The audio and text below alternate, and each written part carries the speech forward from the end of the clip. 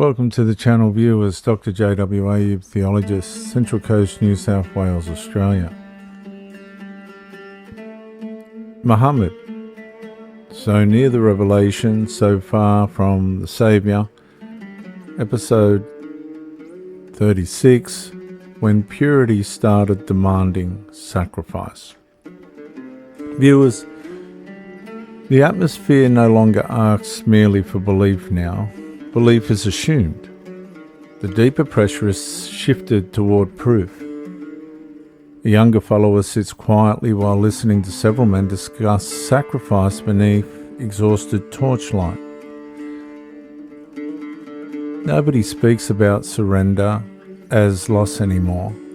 They speak about it as evidence. Evidence of seriousness. Evidence of purity. Evidence of loyalty strong enough to survive pressure surrounding the movement itself.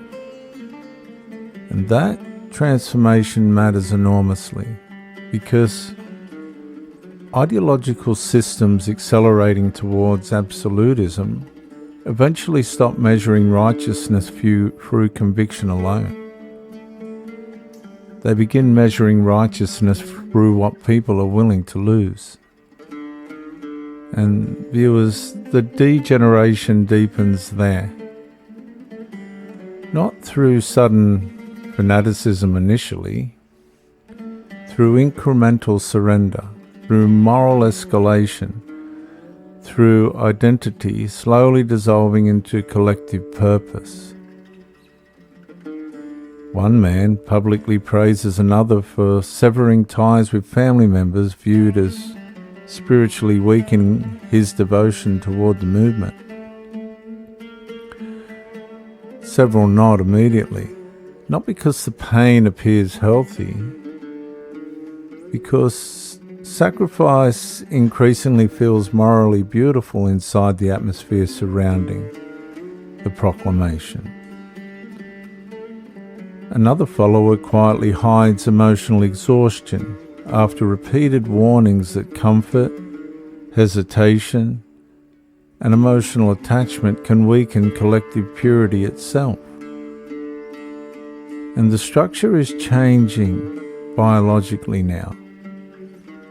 Sleep deteriorates, anxiety sharpens, relationships fracture, ordinary affection increasingly competes against ideological duty.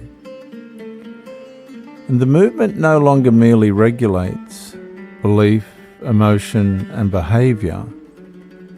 It increasingly regulates attachment, identity, sacrifice, and moral worth itself. A quieter man notices how quickly visible suffering now attracts admiration during gatherings. Another intensifies public devotion because sacrifice increasingly functions as proof of righteousness, strong enough to silence suspicion surrounding him. And viewers, nobody openly says pain proves holiness. Nobody needs to. The atmosphere already teaches that. And the pressure grows heavier there. Because once sacrifice becomes morally sacred, self-denial slowly transforms into emotional currency inside the collective nervous system surrounding the movement. Several men now compare devotion through privation, endurance, obedience, detachment, and visible willingness to suffer for collective certainty itself.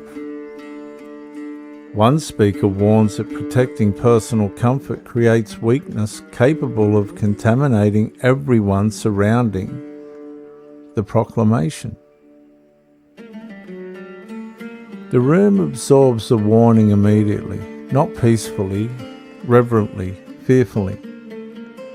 One follower now suppresses ordinary human grief because emotional pain increasingly appears spiritually necessary for purification itself. Another begins believing that the deeper the sacrifice demanded by the movement, the more righteous the movement itself must therefore be.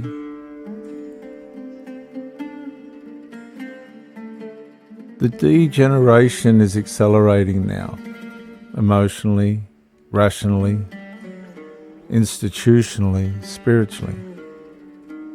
And perhaps this becomes one of the defining transitions in the trajectory ahead.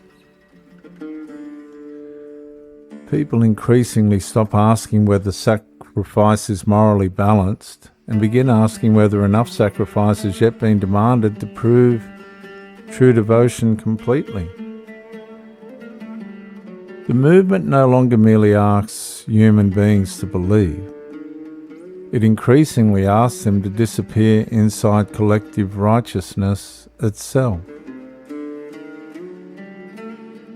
And viewers, once suffering becomes psychologically fused with holiness, martyrdom itself can slowly begin appearing morally beautiful, long before people recognize how completely the atmosphere has already consumed them. Yet, beneath the escalating devotion surrounding these men, the mystery of the Messiah still remained untouched and unresolved. I'm Dr. JWA, theologist since 1994, and I'll see you in the next episode when obedience started overriding conscience. Like, subscribe, comment to educate me, share to help somebody else, and bye for now.